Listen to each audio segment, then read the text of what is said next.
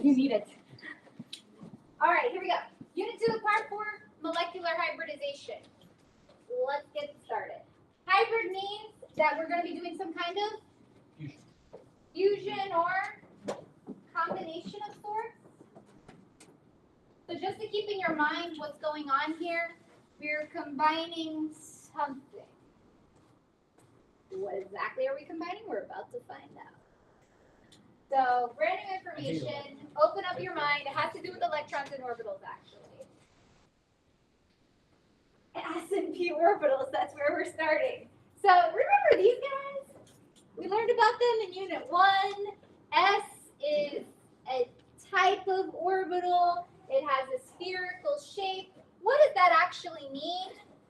This is an area of which you may be able to find them.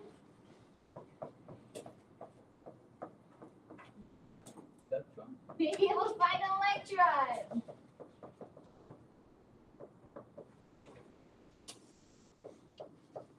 Able to find an electron.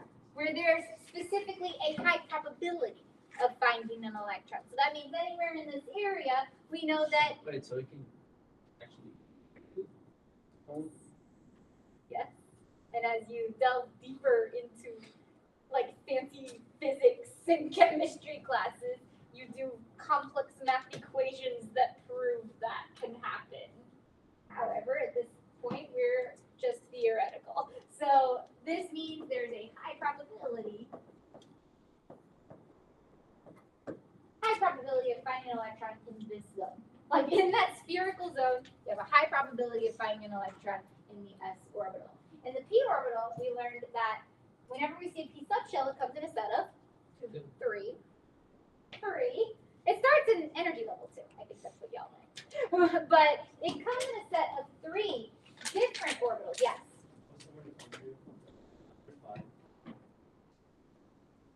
Area of which you may be able, that's me finishing the words, may be able to find. Able to find is what I meant. Able to find. Let me, here's, let me clear.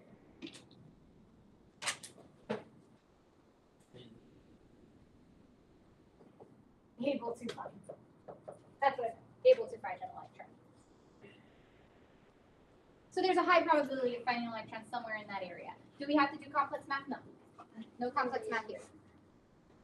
We just have to know, hey, this space, electron or 2, right? 1 or 2 electrons somewhere in that space. This p orbital, somewhere in here, 1 or 2 electrons, somewhere in here, 1 or 2 electrons, here somewhere, 1 or 2 electrons. Now, what we're going to learn today is that if go ahead. Yeah. Do they have to be on opposite sides of the So that's actually a really good question. The way that I would best imagine that it works is most of the time, because we're working in probabilities again, most of the time, the probability is that the electrons would be in different sides, right? If you had 2 electrons, because electrons repel each other. Yeah. But does that mean that there's no chance that they could be on the same? Is it probably a chance? It's possible, just not a probability that they could be in the same sphere. But again, don't stress yourself out with that. Just know what we have to know is that 2 electrons somewhere in here, 2 electrons somewhere in here, 2 electrons somewhere in there, 2 electrons somewhere in there. What we're going to learn today is that, you know, atoms have orbitals, right? Shouldn't then molecules also have orbitals? And then you could combine the atoms' orbitals to make molecular orbitals? How complicated would that look? Do they have their own shapes? They kind of do. And we're going to see that. Not that you have to memorize, just to be clear, because everyone's going to start freaking out when you answer that. But yeah, they take on their own shapes, don't they? They would take on their own shapes as electron clouds based on the overlap of the orbitals. And so that's what we're going to be learning today is how orbitals overlap in small molecules, like the ones we've been studying with the central atom. And so that gives you an idea. Here's our objectives. Our objectives for the day. We are going to learn how to describe covalent bonds in terms of their orbital overlap, giving 2 new types of bonds you've never heard of before, I don't think. sigma bonds and pi bonds. And so this is a new terminology. These are Greek letters, and we'll be describing what they mean shortly. And yes, pi like that pi. When you see sigma, they're going to use the sign for sigma, which is that. So you're going to see that sign for sigma.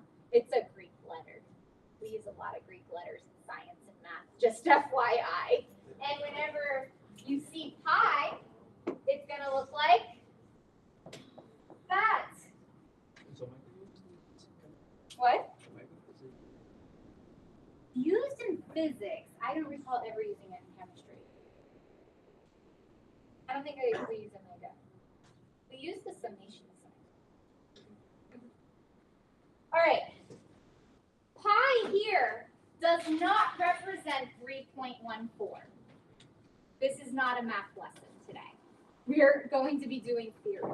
So pi is going to take on a brand new meaning for you today as it applies to orbitals, how Cambridge is going to apply it. And so you're told here this is directly lifted off. Remember the objectives, I directly copy paste the syllabus for the objectives. This is whatever's on the syllabus, what they want us to know. They want us to know sigma bonds are formed by direct overlap of orbitals, whatever that means. And then pi bonds are formed by sideways overlap of adjacent orbitals, whatever that means. That sounds really weird. Last year what I did was I showed a video. I pulled up the same video, I still have it, of how this looks because you're going to need a visual to pair with these words because we're so you're going to need a visual to see what's going on. And then it says here, part B, describe how sigma and pi bonds form in simple molecules, H2, ethane, ethene, HCN, N2. Notice how they write ethane and ethene. They're expecting, we haven't went over organic yet, have we? But they're expecting, before we even touch organic chemistry, which is in the later standard, they are expecting you know what that is. So that's why I teach it in physics, at least at the simple level. We'll go back over, but yeah. Yes, that's true. Finally, use the concept of hybridization to describe sp, sp2, and sp3 orbitals. So this is all brand new information. If I was to say, if I was to say this whole entire school year, like this whole year you're in AS chemistry, this is by far one of the most abstract lessons. You know what abstract means? Kind of like weird and out there. And so you've got to, as I say, you got to pay very careful attention here, focus on what's important, and don't overstress yourself with it. But yes, this is indeed, out of all the things I teach you this year, one of the most abstract ideas that you will be taught. Because most of even the rest of this unit, you're going to be able to see it experimentally with forces, solubility, stuff like that. But this is at the atomic level. So sometimes at the atomic level, it's hard to see. Let's talk about what sigma and pi bonds are. So first, we're going to define. We know hydrogen. You know hydrogen? And hydrogen. You know hydrogen? How many electrons does hydrogen have? One. Why we start with hydrogen? That one electron is in what type of orbital? S, right? So if I've got a nucleus of hydrogen, it just has an S orbital, right? That's it, no peace. Nothing else going on, nothing funky. Another hydrogen, also in a S orbital. So what happens when you merge those two together? What would the shape look like? An S orbital and an S orbital, the electron cloud would look like? It would just, like an oval, it would just combine. What do we call that? An S orbital overlapping with an S orbital.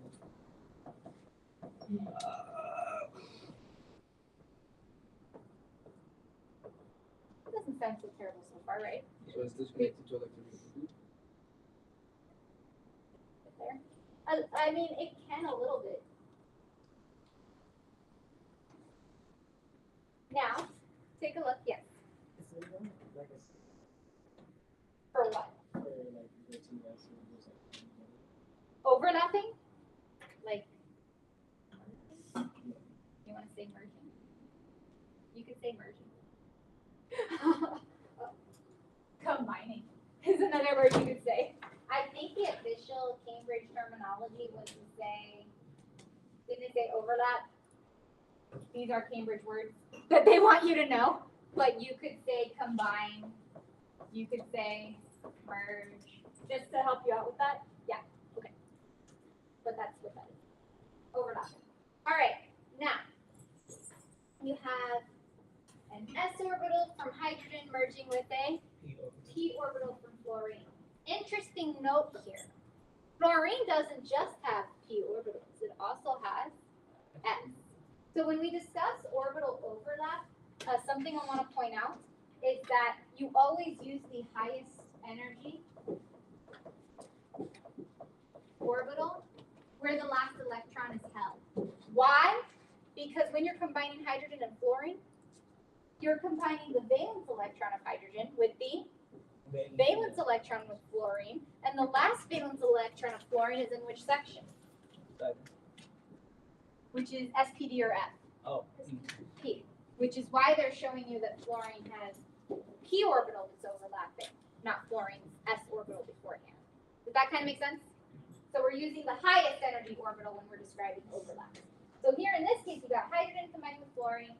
They overlap to become HF, and you get this weirdly shaped balloon structure because these two electron clouds are merging. And so these are the areas where electrons can be found in each. The probabilities of finding electrons. Yes. I believe I am. Let me just double check. Yeah, I am recording. Diane reminded me. Thank you so much. I rely on you all, especially with the long people. I'm tired. You're tired. You gotta remind me to start recording if I don't. Check your computers if you're watching it. All right, last one here. Fluorine with another fluorine. Fluorine P, another fluorine is P. So if they merge together, it goes like that.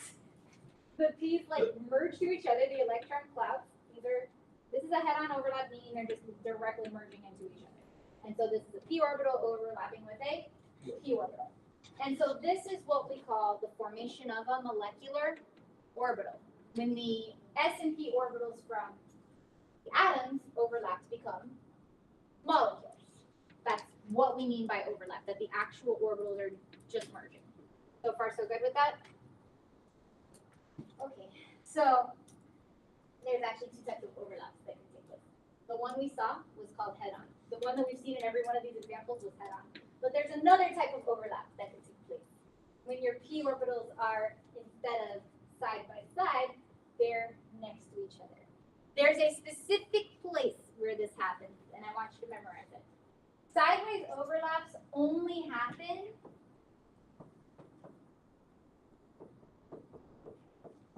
with double bonds, and triple bonds. This means single bonds will never have a sideways overlap. Only the second bond form and the third bond form have a sideways overlap, meaning a double bond and a triple bond. And it actually is like this. Your single bond, the two electrons in the orbital are in between the two nucleus. And for the double bond, it's actually above. Like the electron cloud is above the two nuclei, like that. And then if you had a third, you would have two more electrons down. There. That's the idea. If you had a triple bond, it would look kind of like this. That would be the triple bond. Kind of just breathe that in. I know it's all really weird. So, single bonds and head-on overlaps result in what we now are going to call sigma bonds. That's the bolded and underlined thing I have here. Yes. It's because the orbitals are overlapping, so they're basically merging the electron clouds and sharing their electrons with each other. And so it belongs to the whole space instead of just that single atom. It's a deeper look inside covalent bonding, what's actually happening. So just make the note here. Sigma bonds only form with single bonds.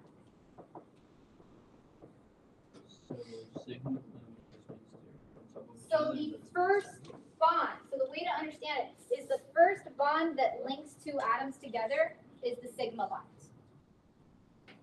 The second and third, if there is a second and third bond, those would then be pi bonds. Those would appear differently. So sigma bonds only form with single bonds. Pi bonds form for double end, triple end. That's where we're at so far. So sigma bonds like this, they're head-on overlap. Pi bonds are side to side.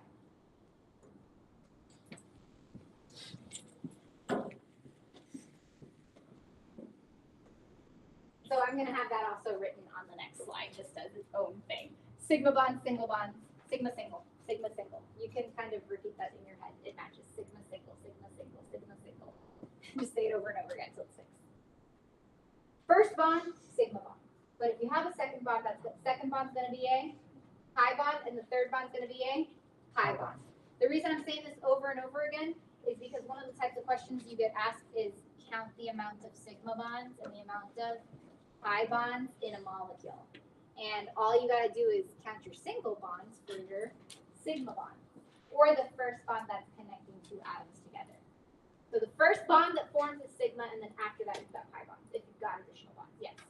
You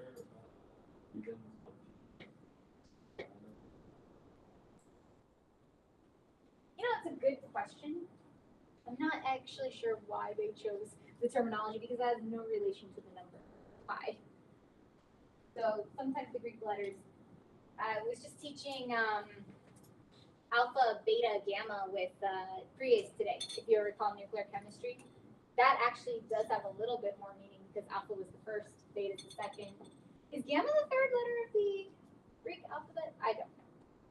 But I know alpha and beta are actually the first two letters of the Greek alphabet. I'm not sure if pi has a meaning here. So,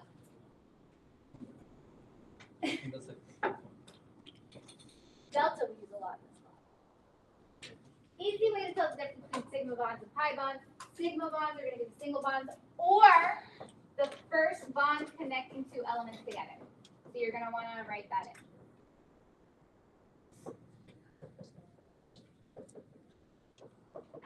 Which means if you have a double bond, you actually have a sigma bond and a pi bond. You have both.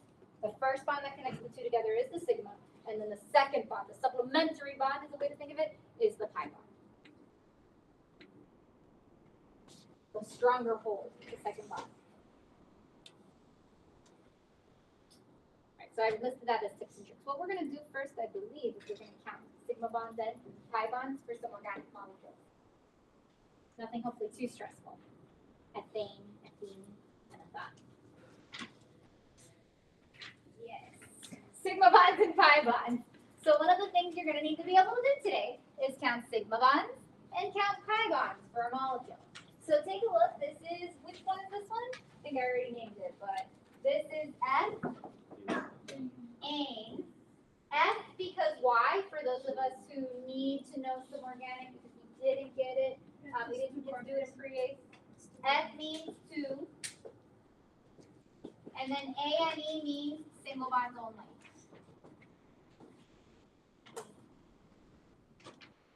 This is just the get us by until we learn organic version of organic. If I see F, it always means two. And then A and E means single bonds only. It could be just a good reminder. Now, looking at the molecule provided to you, how many sigma bonds do you see?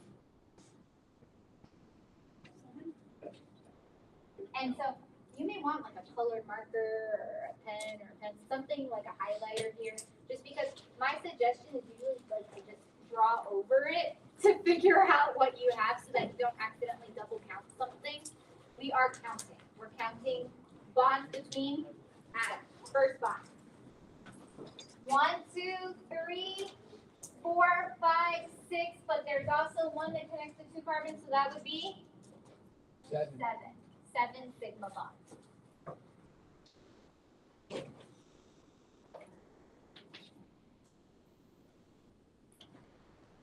How many pi bonds? Nil, right? 0. zero pi bonds, all sigma bonds. That means every bond is the first bond that connects these two atoms together, right? Interesting. Ready to see another one? Yes? Ethene. So ethene, yes. 5-1. I believe so, yeah. I think it is 5-1. Let's check that out.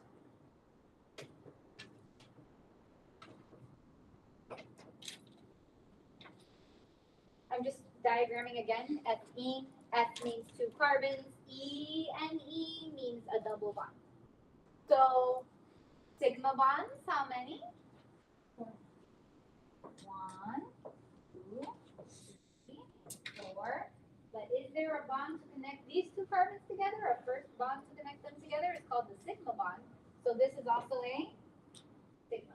The first one of a double bond is a sigma bond. So a double bond always has a sigma and a pi bond. So how many sigma bonds total here? 5. So there's 5 connections. So they think of it as there's 5 connections between the atoms here. So there's 5 sigma bonds. How many pi bonds? 1.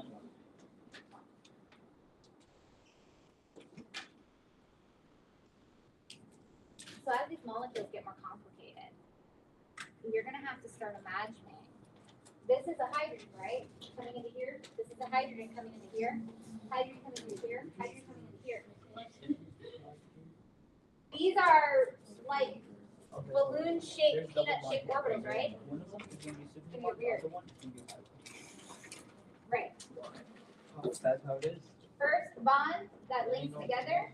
Wait a minute. So why is it C2H4?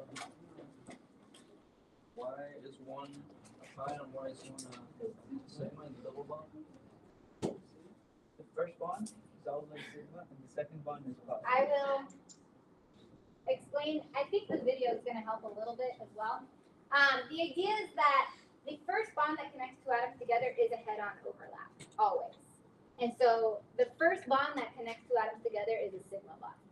The second bond is this thing, that you have these two merging with each other, and that's the pi bond.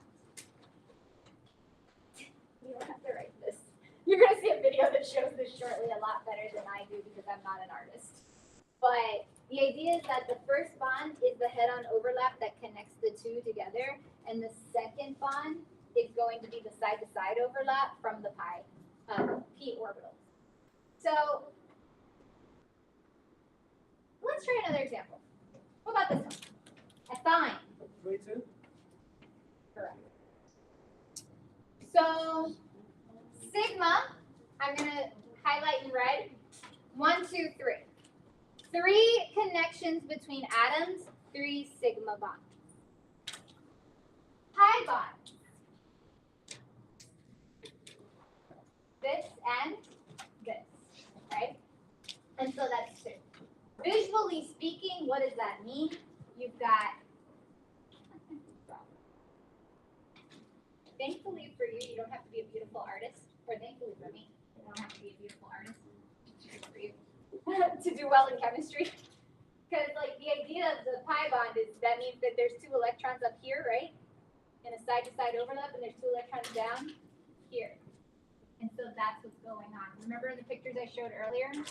These are the pi bonds, the top and the bottom ones here, and then the sigma bonds are the first ones linking the carbons together. I'm being very careful because there's another piece of the puzzle that I haven't yet taught you. So right now it's just sigma and pi.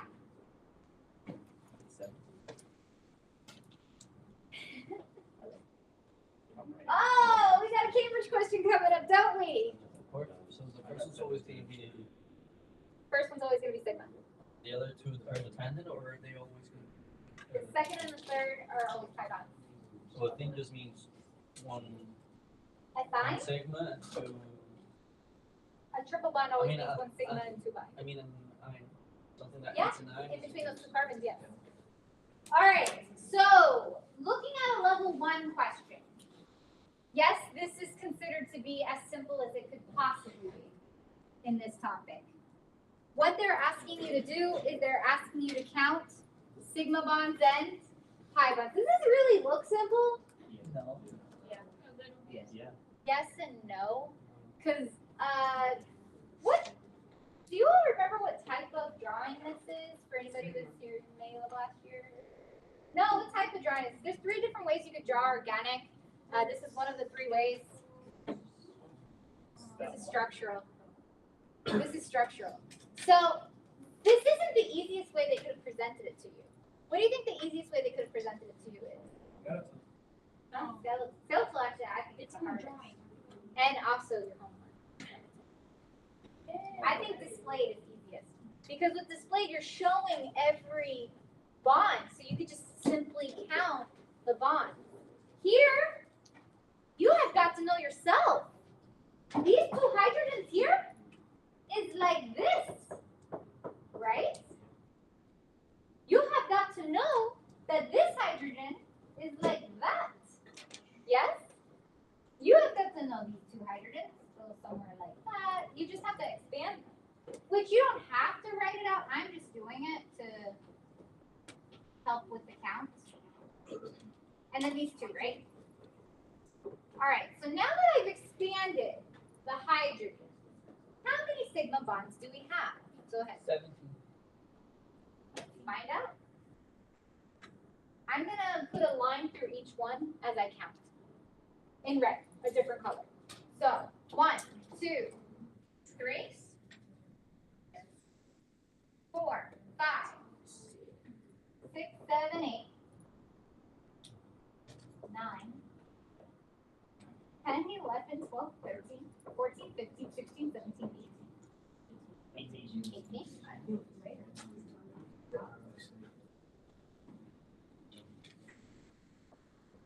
Oh. 18. If you're missing one, find out where you're missing it. I wrote them all out here. There you go. Yeah. Whoops. You see it? Are we okay with this idea? What you have to do? All right.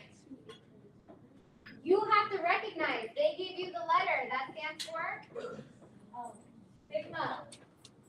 So if they give you pi, they're not looking for math with 3.14 in this class. If you're given pi, you're looking to count how many double or triple bonds you have, like how many second and third bonds you have.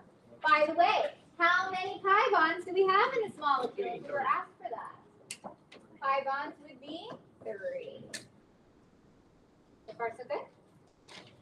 Yeah, we're not done. We've just learned how to count single bonds and double bonds. There's more. What is it? Breathe in, breathe out.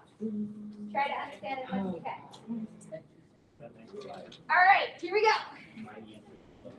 Yep.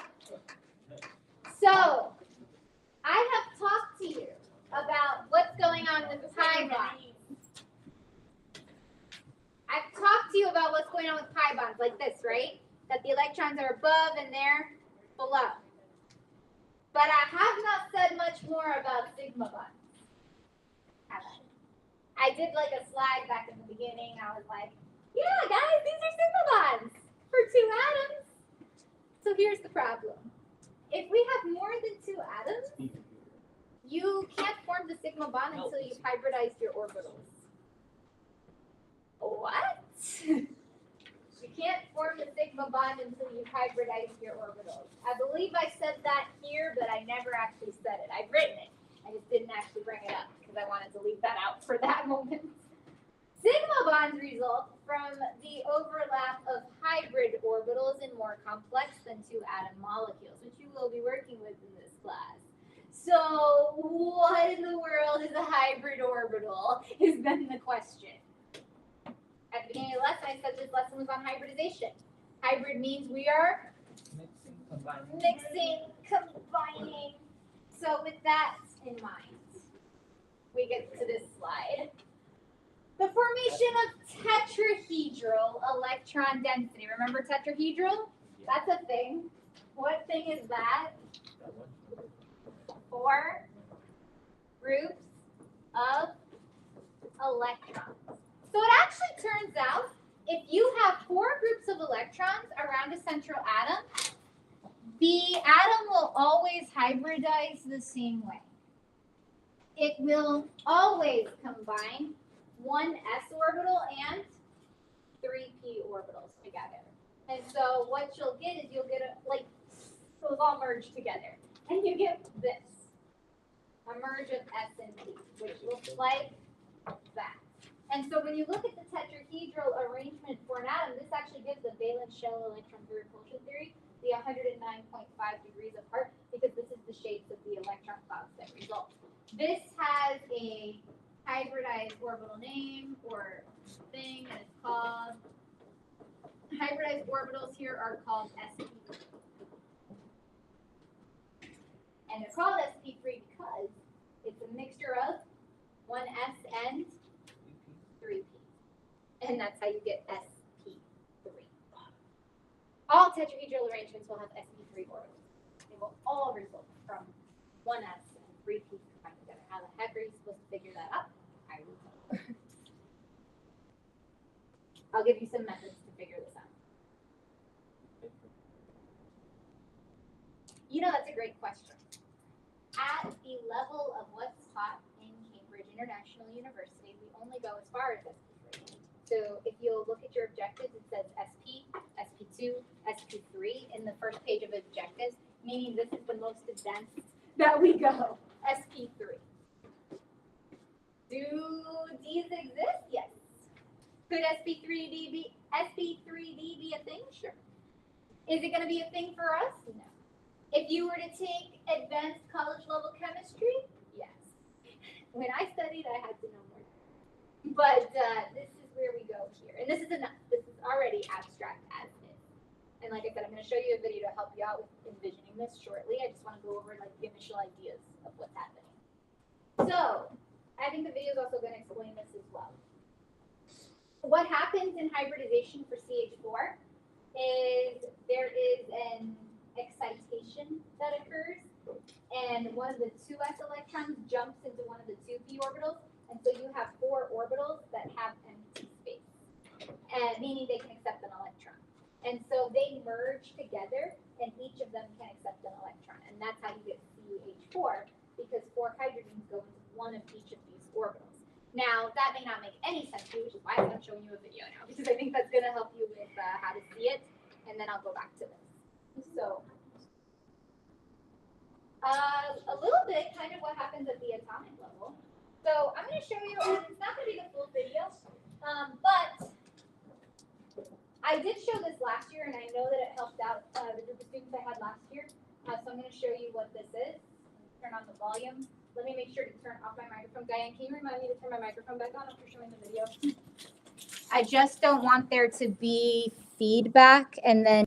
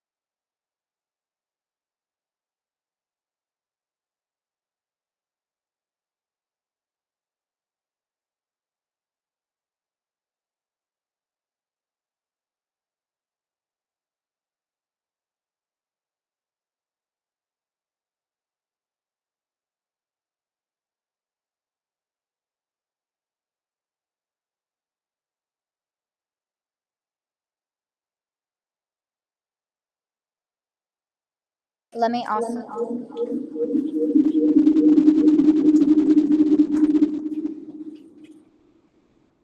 Sorry. I gotta be careful. I tried. Okay, so let's continue. Hybridizing carbon and CH4.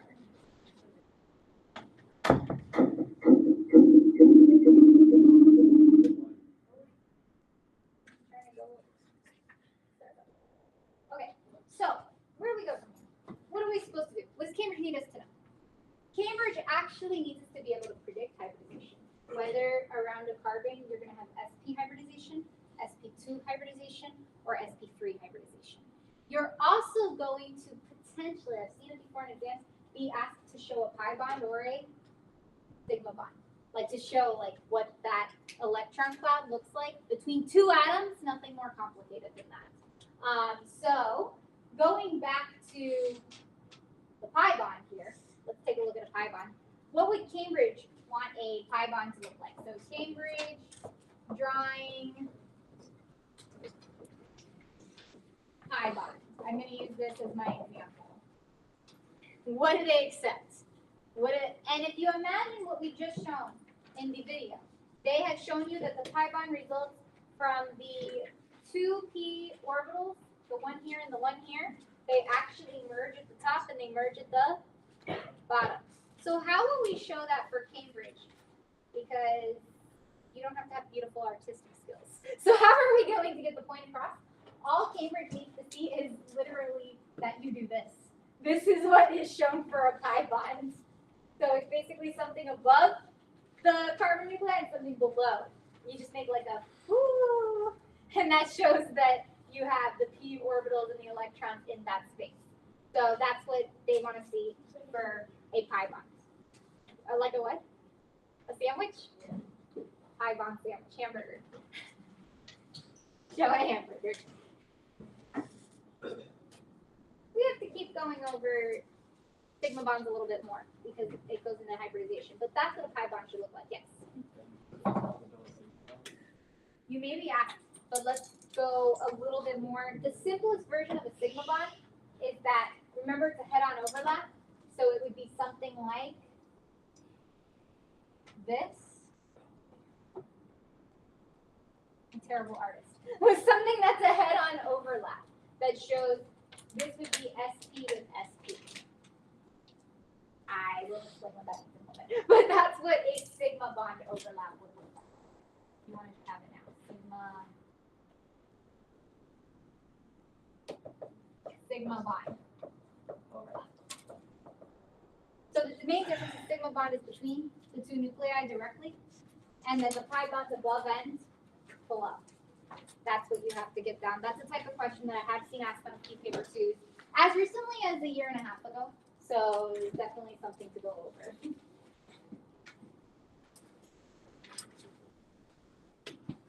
All right, good to go? Okay, so how do we predict, since we're here, how do we predict hybridization? You were told in the video that CH4 is sp3 because we told you so, right? And they showed you how those orbitals merge and how that all happens. But how do I know just by looking at CH4 that it's going to end up being sp3? How do I know? And I'm going to give you something here. Wait, when you're writing sp3, do you need to show sp3 or do you need to show s2? You don't write the 2 in front. You don't have to. Unless it's you just show it for the last one or for. It's always for the valence shell. You only do hybridization for the valence shell. So I mean, you could write the 2 in front if you want, But it's not necessary. for Cambridge. You'll note in the video they mentioned 2sp3, but if we go back to our Cambridge standards and everything I know of the Cambridge exams and the Cambridge textbook, they only do sp, sp2, sp3. They don't put a number in front. The number in front of the video represented the energy level, but you don't have to do that. So this is an example of sp hybridization. This around carbon. This is an example of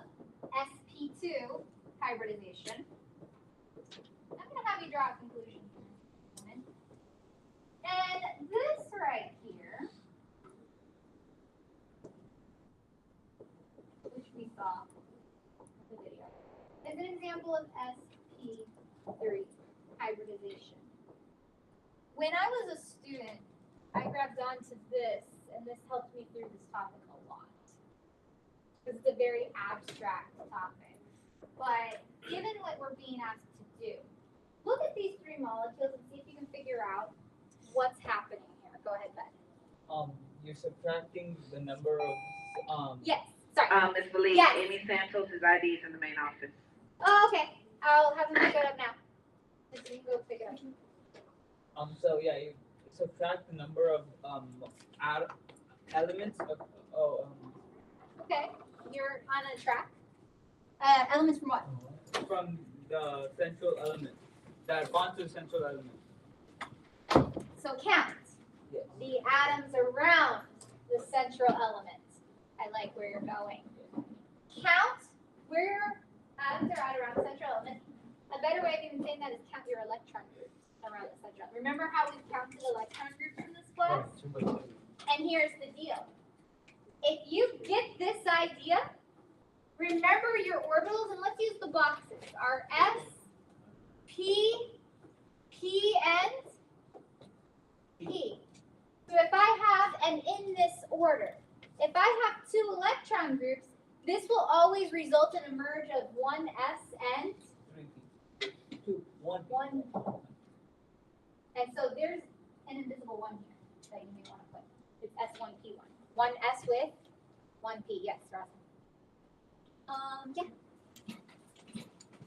If I see three electron groups around my central atom, three electron groups around my central atom, this would always result in sp2 because if you count 1, 2, 3, count your three electron groups, and then count your orbitals off. S, P, and P. You count the first three. Kind of starting to make a connection. Look at the third one. sp3. The amount of hybrid orbitals you have will always reflect the total amount of electron groups.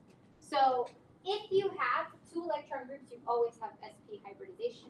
If you have three electron groups, you always have sp2 hybridization. And if you have four electron groups, you always have sp3 hybridization because 1 plus 3 is 4, 1 plus 2 is 3, and 1 plus 4. That's the idea. Hold on to that. Keep that. You may want to write that down. You're going to see it again later on. But this is by far, if the light bulb clicks, like if you get it, this is by far the easiest way to predict hybridization. And remember, we're only working with select elements here, and most of the time we're going to be working with organic molecules, which means our central element's going to be carbon. like carbon all the time. Wait, so if there's If there's what? for CH2O, This one here. right? There's two pairs.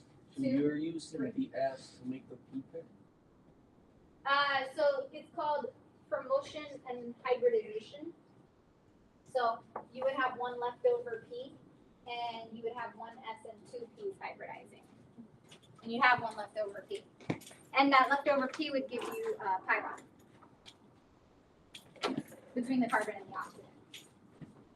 This is actually very similar to the case that I showed with ethene in the video, where you had the S and the two P's, and yes, they do hybridize. So the two electrons from S, one of them goes into P, because they become hybrid orbitals. So that's the general idea of what's going on. This is what you need to be able to predict at this point. Here's the thing, why you need to make this prediction. If you go back to the standard, what we're being asked to do, we're being asked to note that sigma bonds are from the overlap of hybrid orbitals. So we have to know what the hybrid orbitals are that are overlapping, because that's the type of question we're going to be asked. So this is another way of looking at it, and I printed this out because I think it's kind of hopefully easy to look at. Anytime you have, and this is just something I picked up online, so this is the amount of electron groups. The same way that you count sides of the atom to predict shape and polarity even, and bond angles, right? What we did in the bell work. You can do the same count to figure out what the hybridization is. This means that anything as linear is always hybridized SP. It's always going to look right. Anything that has 3 groups is trigonal planar. SP2. Anything trigonal planar is always SP2, hybridized around the central atom. Anything tetrahedral is hybridized SP3 every single time. So it actually correlates directly to what the shape is and how many electron groups there are. 2 SP, 3 SP2, and 4 SP3. And you don't have to know 5 and 6. You don't have to know this. But it does go into D. And if you were to study at a more advanced level, like more advanced than the A level, I want to say, because we don't even do this in the A level. But if you were in a more advanced level, this would be. You don't have to.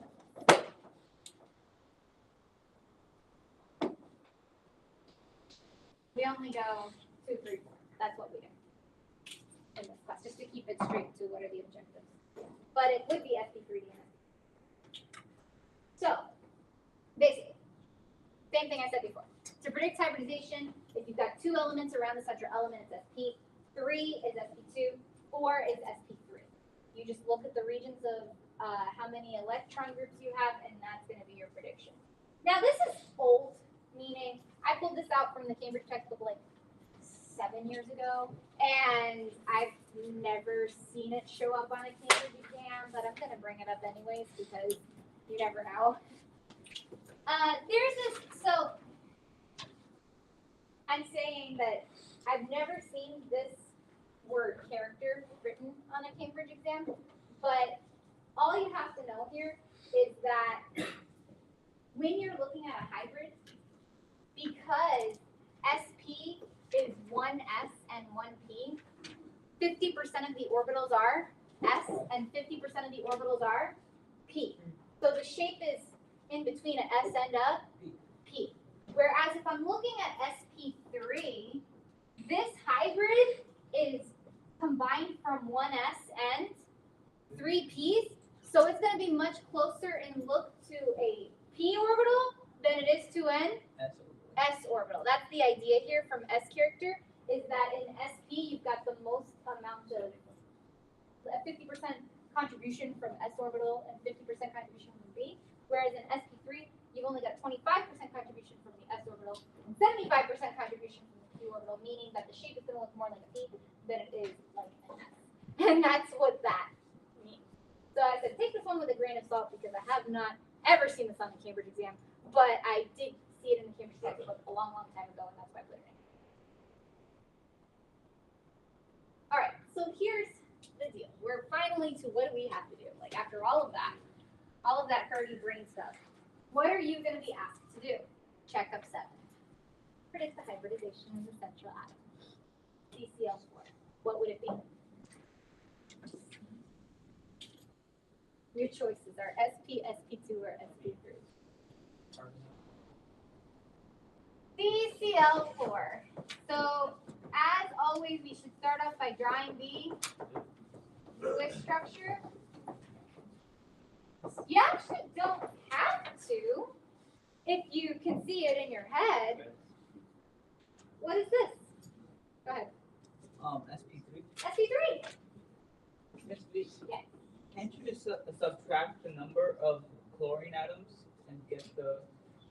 So the only thing I'd be careful with is if there's an unshared pairs of electrons. Oh. So most of the time, yeah, because most of the time we're working with carbon. Let's say we were working with nitrogen, then the unshared pair of electrons would be an electron group. So that's why I just say count the electron groups just to be careful. Yeah, welcome back. All right, second one, BeCl2. What are we looking at here? BeCl2.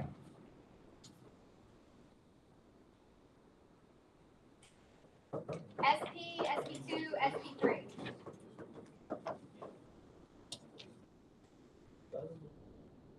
Count the groups. And another way of thinking of it, count the groups and then count these in order. 1, 2, 3, and 4. So this is two groups, so it's gonna be SP. That's the way to understand it. This hybridizes SP. Kind of on that idea, yes?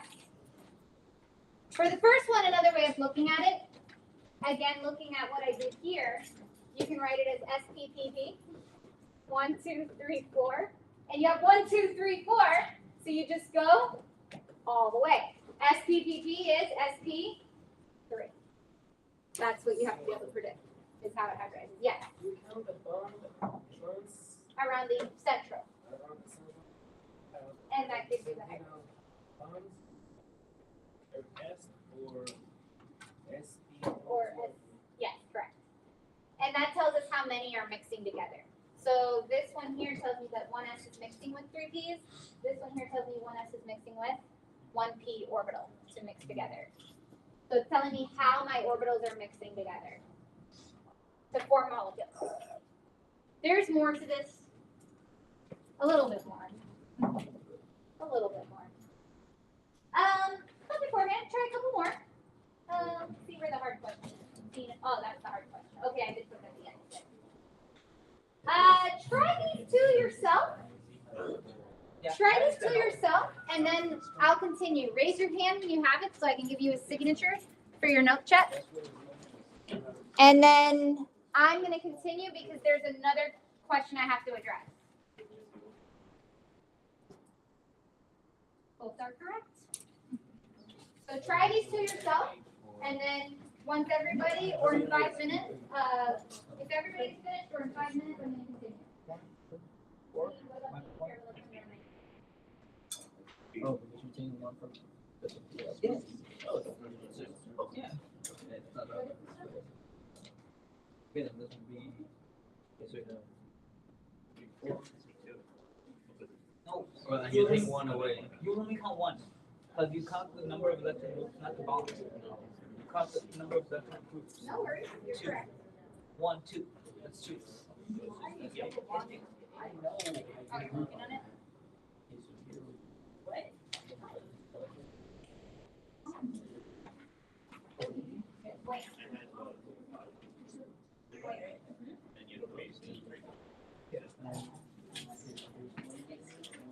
So this one needs to you can draw the Okay, so this draw one. it out. Now do this one. Now do this one. Like, figure out how to get. How many groups are on nitrogen? You have to count the unrestricted as well. So how many groups did you get? I'm never wrong. You sign up on your. Because you got 300. Oh, no. So you count. It's like this, S, P, B, B, 2 groups, so circle the first group. S, One next. That one's the hard one. Yes.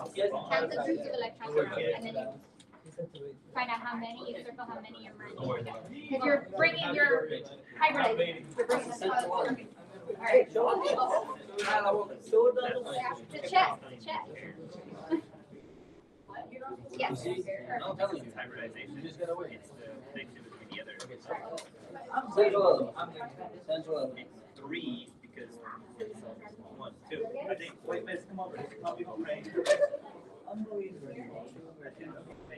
I'm acting like I'm right. Okay, so Another. I'm gonna have something to say. Get the draw for NH3.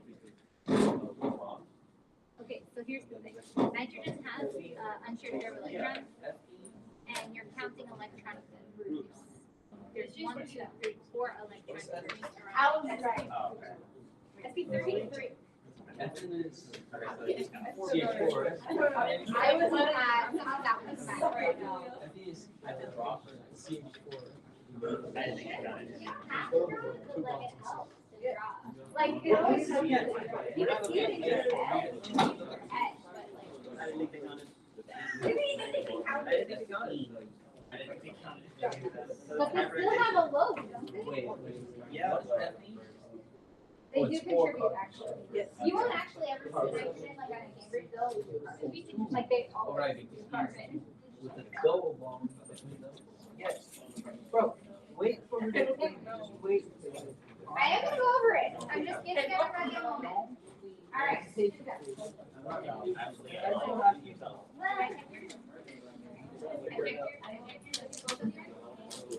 right, I'm about to continue. Alright, good. One more minute, then we're gonna continue. Alright. This is SB1. Oh. I have not. Yes.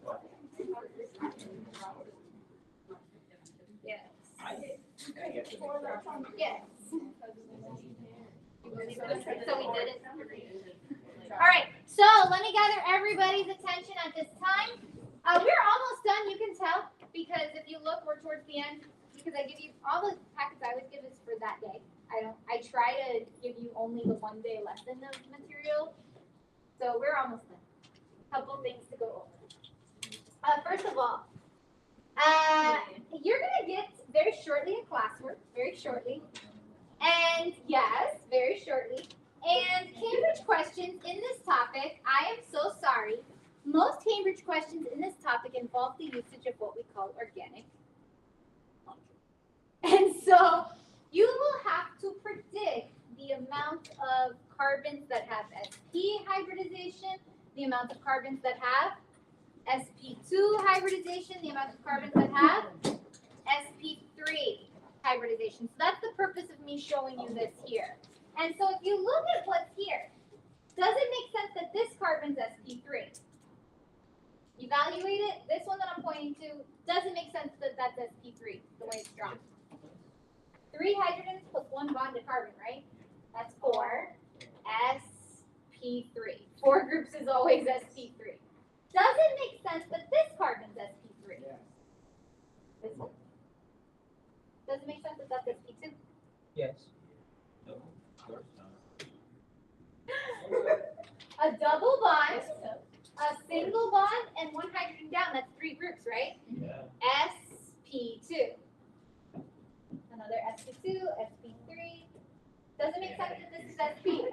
You can now see what you're, how it comes from Cambridge. sp, this is 1, 2, right? Yeah.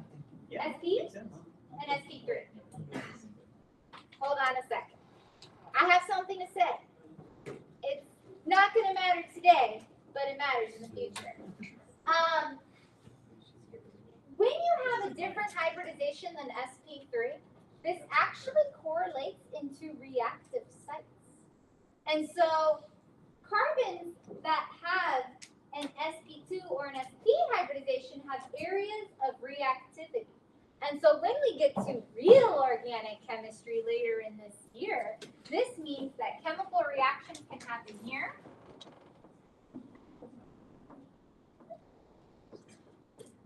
And they can happen here. So I did want to speak that these are where you have a different hybridization than sp3 in organic molecules. That actually gives you a reactive site. So I actually know by looking at a molecule, I could do something here. I could do something here. I can do nothing anywhere else pretty much. But those are my reactive sites, which means double bonds and triple bonds are more reactive than single bonds. That's interesting. All right. So, last question. And this is a Cambridge question. It's a level 2, so it means it's more complicated. Ready? I see David's already working on it. Let's go ahead and answer it though. Ethene. We actually looked at ethene earlier, didn't we? We did. We looked at ethene. This is Just it. remember what the one. I'm just explaining it in that way. What we did is the following. We counted sigma and pi bond, but you're being asked something different here. You're being asked which orbitals overlap to form the sigma bond. Remember this sign is sigma. And which orbitals overlap to form the pi bond. So here's where you got to be careful with what I said much earlier. We're going to go all the way back here.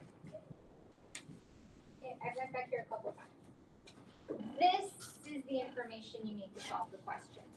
Sigma bonds result from hybrid orbital overlaps, meaning you must predict the hybridization around each carbon to predict the overlap, because the sigma bonds are always going to be from hybrid orbitals that are merging together. Yes. Oh, you have the answer? Let me check. Yeah, you have the right answer. So just wait for me to explain it to everybody else. Pi bonds result from p orbital overlaps only. Meaning, remember that it's only the two p orbitals that are going like this, and then merging at the top and the bottom. Yes? I told you Cambridge to do it like this. You just write a circle at the top and a circle at the bottom, and that gives you the point because you don't have to be a beautiful artist here. The only reason I made it in chemistry. Because I don't have to be a beautiful artist. All right, here we go. I was actually terrified of organic because you have to draw benzenes. And if you don't know what benzenes are these. Eventually, you're going to see these things with So like rings. cyclo something. Yeah, I was worried about that. Well, we don't know if it's. Anyways, they do. Anyways, knowing this information, which of these do you think would be easier to figure out, sigma or pi? I would say, because pi always comes from p bond overlaps, right? So wouldn't it be No, I said pi. You said sigma. either A or C for sure? Because we know that pi bonds result from p orbital overlaps. So it has to be A or Just from that, you can C. tell it's A or C. now. The choice is, are these carbons hybridized sp2 or are they hybridized sp3? Which one? This carbon's hybridized sp2. This carbon's hybridized sp2 because each carbon has 3 groups. So this is the sp2 overlapping with another, and the answer is A. So that's a little bit trickier, but if you understand the concept, you can answer it. Yes. No, you're good? Okay. So guess what? You have enough time to do the homework before you leave, I think. Or at least get a good active attendance at it. So let's check your efficiency. That was honestly No. I think you didn't hear me. I'm the most efficient at level. And I counted them. All right. See if you can get this out of your class then. How you feel?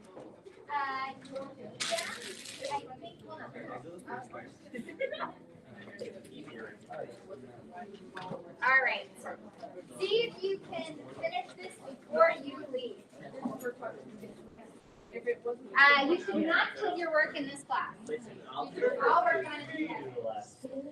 That's all. Too much. If it wasn't yours. And you're the girl. Backwards. Yes, backwards. I would need